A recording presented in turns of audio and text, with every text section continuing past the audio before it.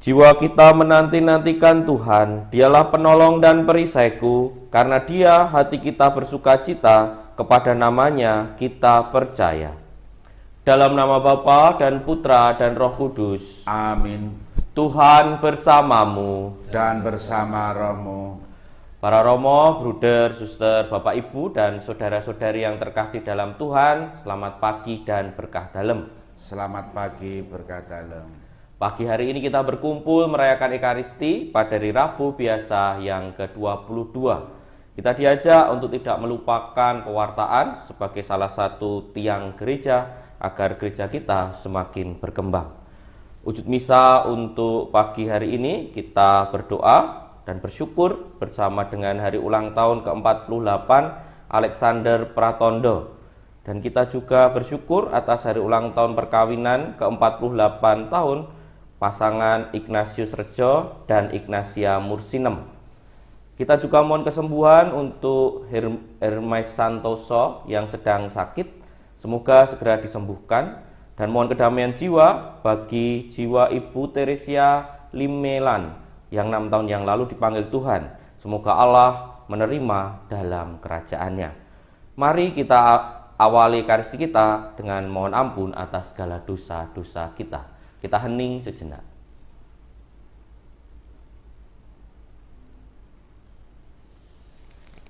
Saya mengaku kepada Allah yang Maha Kuasa dan kepada saudara sekalian bahwa saya telah berdosa dengan pikiran dan perkataan, dengan perbuatan dan kelalaian. Saya berdosa, saya sungguh berdosa. Oleh sebab itu saya mohon kepada Santa Perawan Maria, kepada para malaikat dan orang kudus, dan kepada saudara sekalian, supaya mendoakan saya pada Allah Tuhan kita. Semoga Allah yang Maha Kuasa mengasihani kita, mengampuni dosa-dosa kita, dan mengantar kita ke hidup yang kekal. Amin. Tuhan kasihanilah kami. Tuhan kasihanilah kami. Kristus kasihanilah kami. Kristus kasihanilah kami. Tuhan kasihanilah kami. Tuhan kasihanilah kami. Marilah berdoa. Allah Bapa Maha Kudus, dunia Kau kehendaki bersatu dalam diri Yesus Adam baru. Kami mohon diberi semangatnya agar selalu menghormati dan mengakui nama-Mu yang kudus. Demi Yesus Kristus Putramu, Tuhan dan pengantara kami, yang hidup dan berkuasa bersama Dikau dan Roh Kudus, Allah kini dan sepanjang segala masa. Amin. Pembacaan dari surat pertama Rasul Paulus kepada jemaat di Korintus. Saudara-saudara, dahulu aku tidak dapat berbicara kepada kalian sebagai manusia rohani, tetapi hanya kepada manusia duniawi yang belum dewasa dalam Kristus. Pada waktu itu, aku memberikan susu kepadamu, bukanlah makanan keras, sebab kalian belum dapat menerimanya. Sekarang pun, sebenarnya kalian belum dapat menerimanya, karena kalian masih manusia duniawi. Sebab jika di antara kalian ada iri hati dan perselisihan, bukankah hal itu menunjukkan bahwa kalian masih manusia duniawi dan hidup secara manusiawi? Karena jika seorang berkata, aku dari golongan Paulus, dan yang lain berkata, aku dari golongan Apolos, bukankah hal itu menunjukkan bahwa kalian manusia duniawi dan bukan rohani? Sebenarnya, apakah Apolos? Apakah Paulus?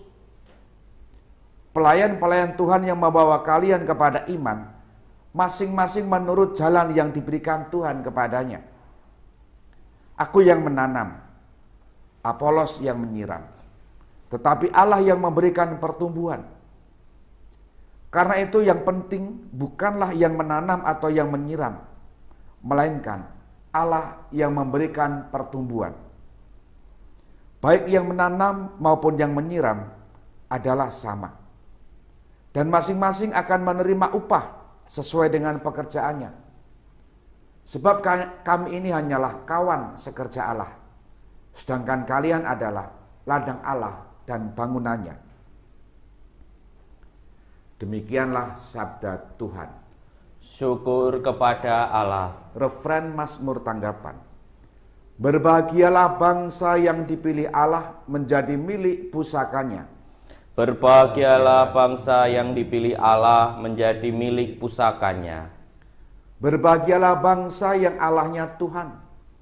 Suku bangsa yang dipilih Allah menjadi pusakanya. Tuhan memandang dari surga dan melihat semua anak manusia. Berbahagialah bangsa yang dipilih Allah menjadi milik pusakanya. Dari tempat kediamannya, ia menilik semua penduduk bumi.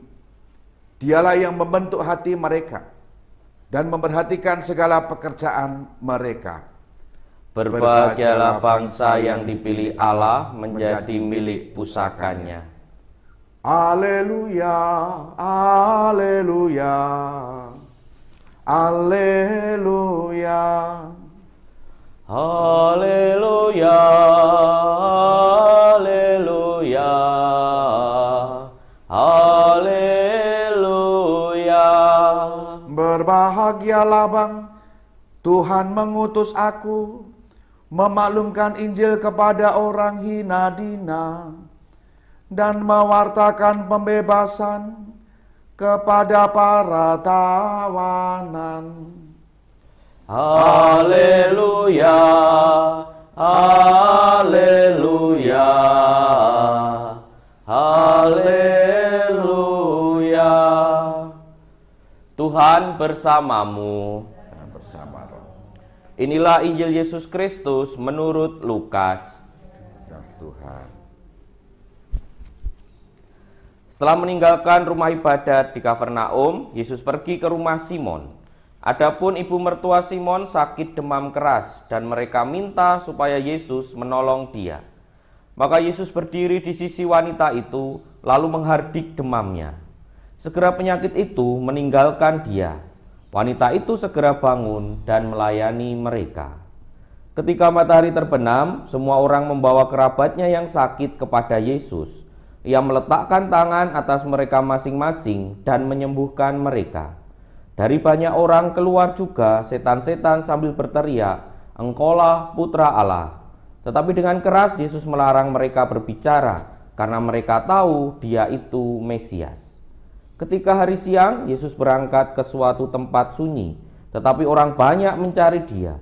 Ketika menemukannya, mereka berusaha menahan Dia supaya jangan meninggalkan mereka. Tetapi Yesus berkata kepada mereka, "Juga di kota-kota lain aku harus mewartakan Injil Allah, sebab untuk itulah aku diutus." Dan ia mewartakan Injil di rumah-rumah ibadat di Yudea. Demikianlah Injil Tuhan. Terpujilah Kristus. Para romo, bruder, suster, bapak ibu dan saudara-saudari yang terkasih dalam Tuhan, bacaan Injil hari ini, juga bacaan pertama, menggambarkan kepada kita bahwa sejak awal Yesus sudah menyampaikan bahwa salah satu hal yang akan diwartakannya adalah soal kerajaan Allah. Dan pewartaannya tidak eksklusif, tidak hanya untuk golongan tertentu, tetapi untuk seluruh orang.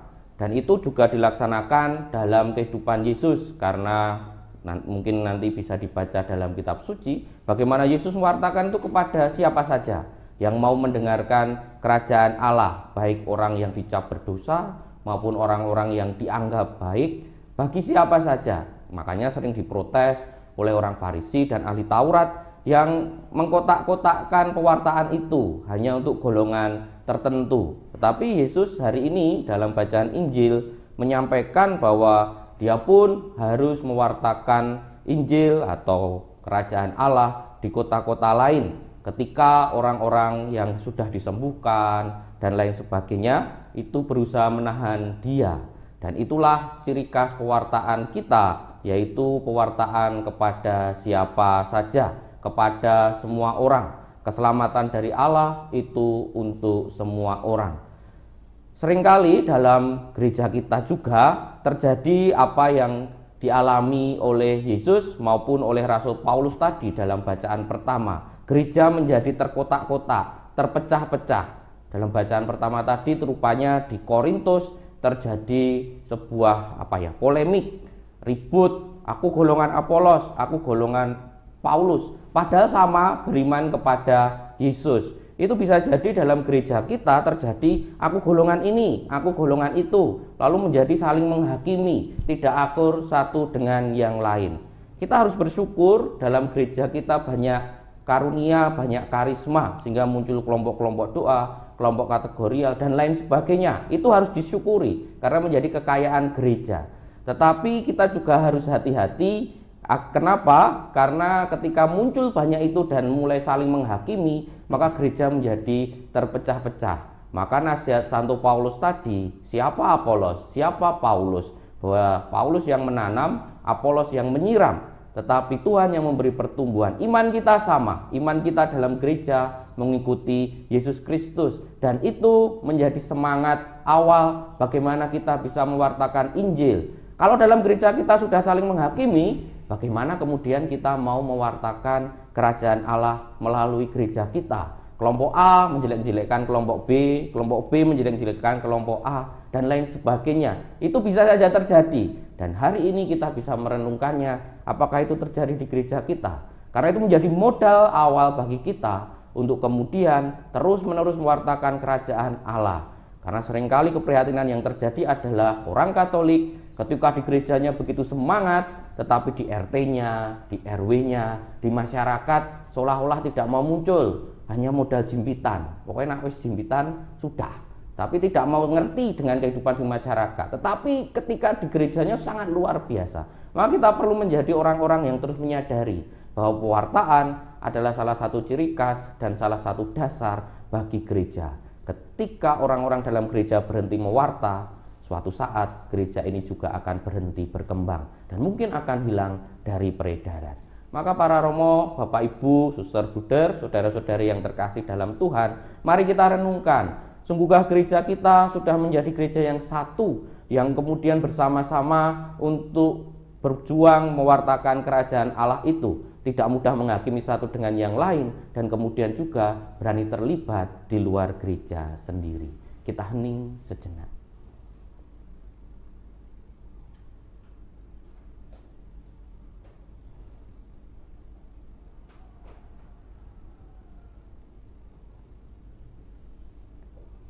Kemuliaan kepada Bapa dan Putra dan Roh Kudus, seperti pada permulaan, sekarang, selalu, dan sepanjang segala abad. Amin.